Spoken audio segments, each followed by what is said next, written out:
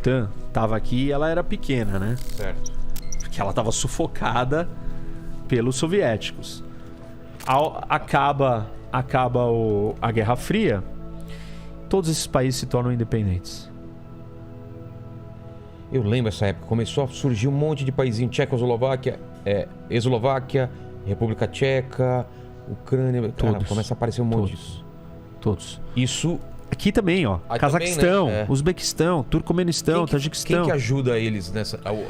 Os Estados Unidos, a OTAN, quem que ajuda? Não, todos eles decidem se declarar independente, então, começam a se declarar.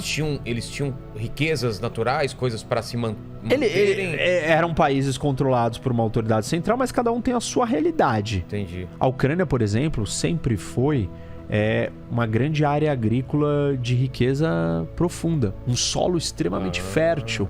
Então ela era um lugar que tinha Seria riqueza. Seria fácil seguir sozinho. Isso. Tá. A minha pergunta é isso, se eles não eram tão dependentes da Rússia... Não, eles eram dependentes porque eles estavam fechados, dominados, mas assim, eles tinham que se reinventar. Entendi. Se recriar. Alguns deles conseguiram, outros até hoje não conseguiram. Tipo? Todos os países aqui, Kirguistão, Tajiquistão, são muito, muito pobres.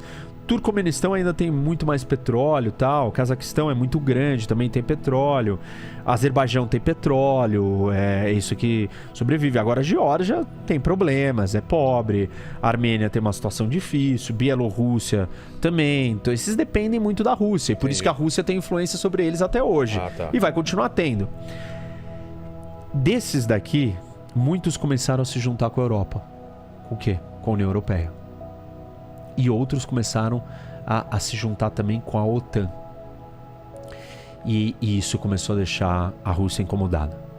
Porque o que era antes um território dela, virou para o outro lado e virou para a aliança militar do outro lado. Então você supostamente está colocando tropas na minha fronteira. Tá cada vez chegando mais perto de mim.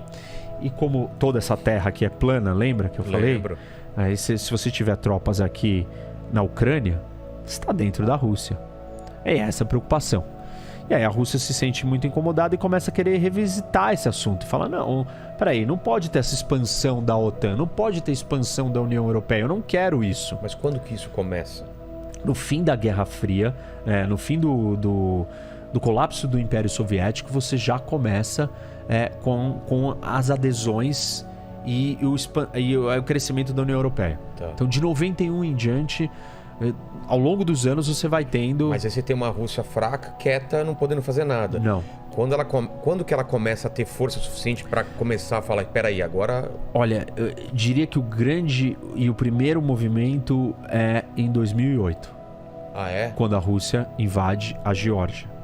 Entendi. E invade a Geórgia por quê? Porque se diz ou se cogita que os próximos dois países a entrarem na OTAN vai ser a Ucrânia e a Geórgia.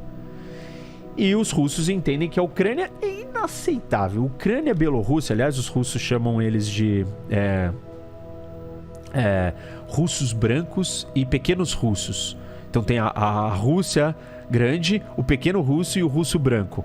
Então, para os russos, Ucrânia, Bielorrússia e Rússia é um povo só. É a mesma coisa.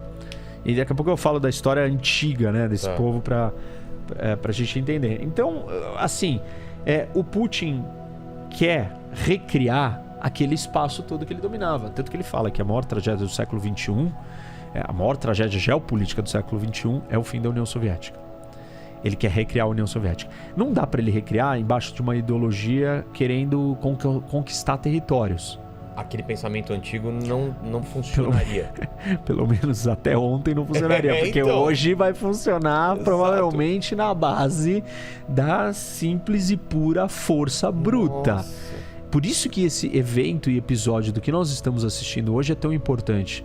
Faz 80 anos no mundo que nós não temos uma potência desse porte, desse tamanho, abocanhando territórios para... 80 anos que isso. Com mudança de fronteira de uma grande potência, uma potência, a maior potência nuclear, virar e falar assim, eu não gosto que aquele território não seja meu. Eu quero ele para mim. 80 anos que não acontece isso no mundo. Cara, por isso tá tendo essa agitação toda. Porque isso é muito grave. Esse episódio é uma mudança de paradigma. É um novo capítulo no sistema internacional, nas relações internacionais. Daqui a 100 anos o pessoal vai estar estudando isso que vai tá falar, acontecendo. naquele momento a gente teve uma quebra. Que nem o 11 de setembro foi uma Sei. quebra. Tipo, isso daqui é uma quebra. Se ele entrar em Kiev amanhã ou hoje à noite, isso é uma quebra.